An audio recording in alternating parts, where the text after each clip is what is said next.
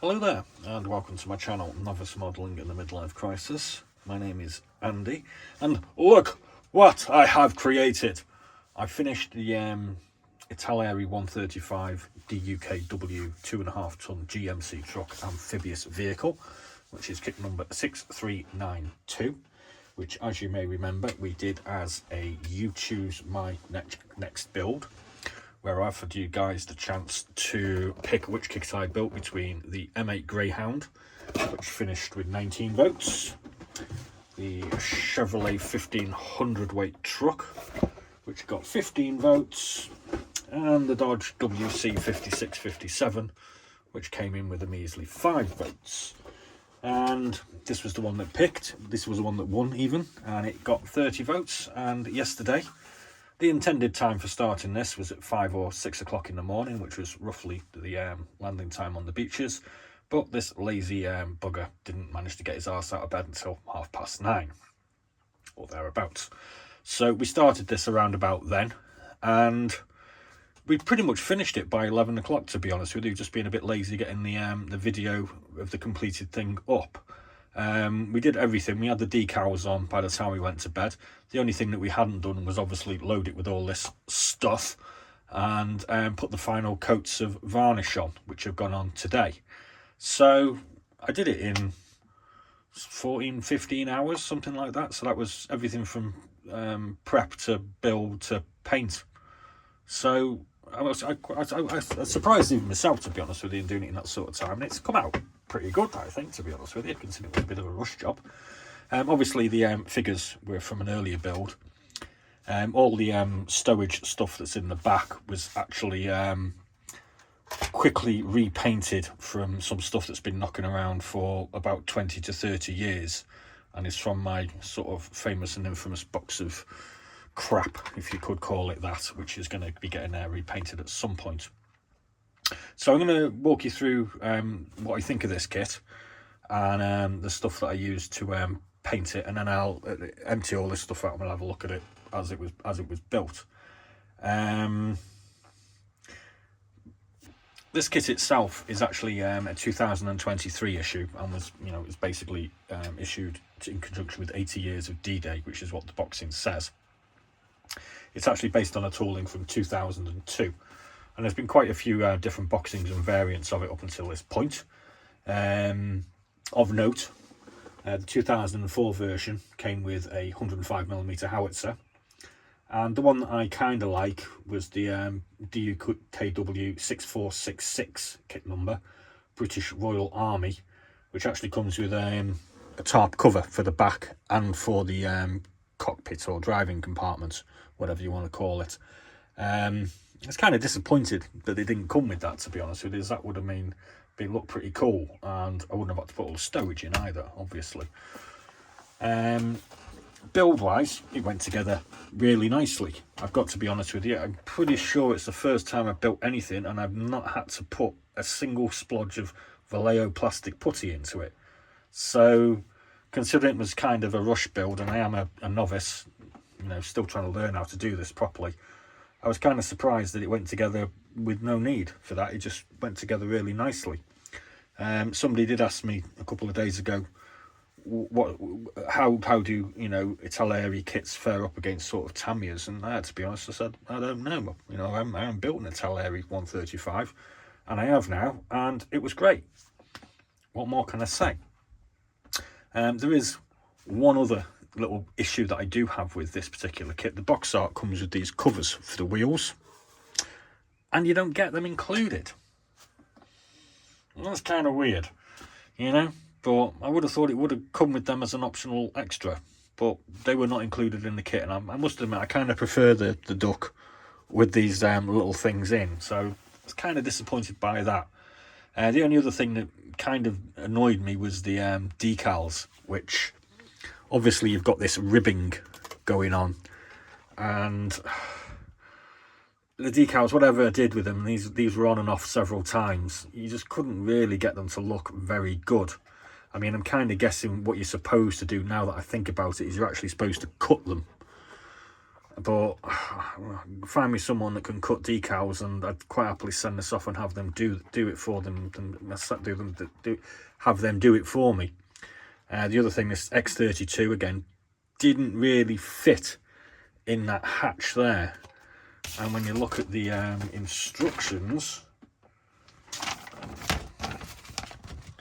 it fits quite clearly within that little space in the hatch, so I'm not quite sure what was going on there.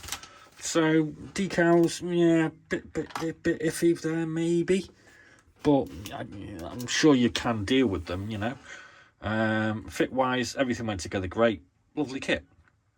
So I'm just going to empty all this stowage gubbins out now, and I'll show you a little bit around what we did. I'll show you what we've got in here first, I suppose. So as you can see, we've got some duffel bags in here. We've got a whole load of battered and pristine oil drums. These were quickly painted up in green. They were originally sort of an Africa colour. We've got a load of tents and tarps and what have you in the back. We've got some ammunition cartons which are on top of about 20 jerry cans. We've got a washing bucket type thing. We've got a figure in the back here. We've got some flimsy cans in there as well. And we've got my trademark bucket, because I put a bucket on every single 135 kit that I do. Another thing I noticed here, you've got this anchor, obviously, and there's no chain or anything to sort of throw it off with, I suppose. I don't know. Yeah, whatever. So I'm just going to put you on pause and empty all that stuff out, and then I'll show you the underneath of the kit. Yeah, basically I just tipped all the stuff out onto the desk.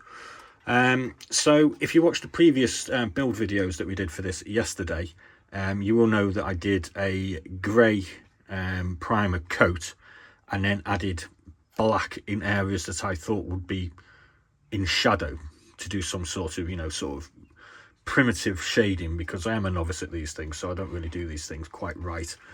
And whether you can see it or not, I mean, this was all quite black in here with a grey area on the cargo bed floor, and you can see there is variation in colour there.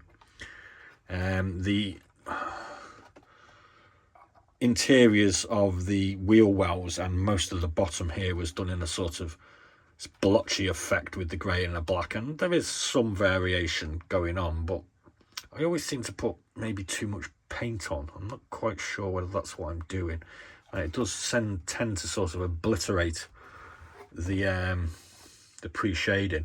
I mean, maybe you can see a bit on the bonnet there, I suppose. I'm not really sure, but the paint wise, I mean, I'm using my gallery kit for this, and it's a vast improvement on my old one.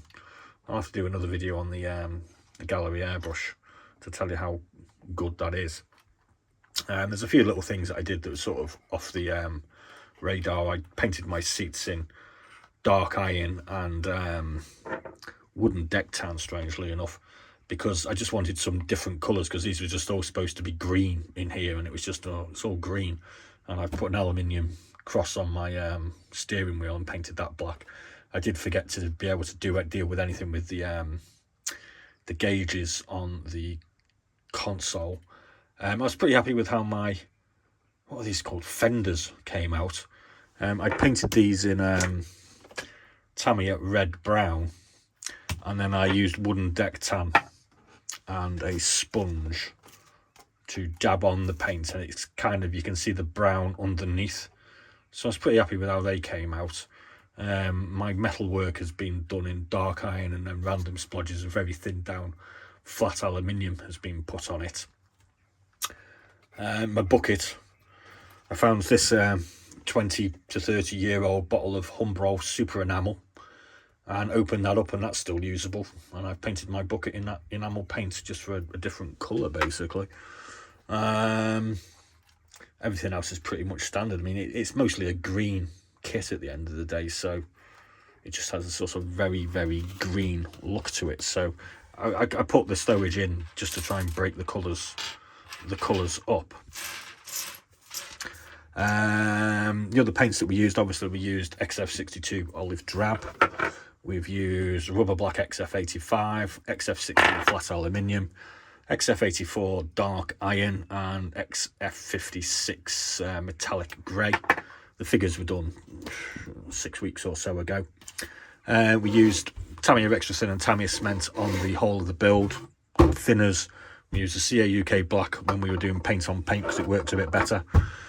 We used Clearfix in the glazed areas, and we're still struggling along with the Umbro Mascot, which kind of work, but I'm still trying to figure out how to use that properly. I always seem to get it all over the place. So that's what we actually used. I hope you like my DUKW.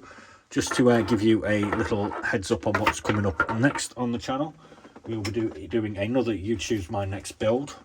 For those that are unfamiliar with me, this is how I prefer to build models. I have a kit stash of about 800 kits, and I like to try to put you guys in the driving seat.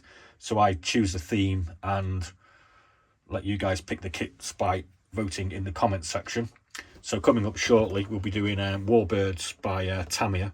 So the JU87 G2 Stuka will be featuring in that with its anti-tank underwing cannons. It's rather cool and interesting Nanzan Aichi M6A1K, which is an experimental trainer in bright orange because everybody needs an orange kit. Another option will be the Sturmovik, because that's probably the most awesomest Russian plane you can have. The Mosquito, because that's my favourite British aircraft of World War II. And the Vought 4U F4U1D Corsair, because it's blue and everybody needs a blue aircraft in their thing. So they're the ones that are going to be coming up next. So there'll be a vid up for that maybe tomorrow or over the next couple of days. And that's the kit that we'll be building next. Incidentally, also, I've decided that the Chevrolet 15 CWT, which has now actually had 4 videos dedicated to it over the past sort of 8 months, needs building. And this being a Canadian vehicle that comes with Canadian markings, I've decided to build this for Canuck Day. So it's Canada Day on July the 1st. So that's going to be getting built over the next three weeks, I suppose. So that's what's coming up. Please do drop us a comment in the comment section. Please do like and subscribe as always.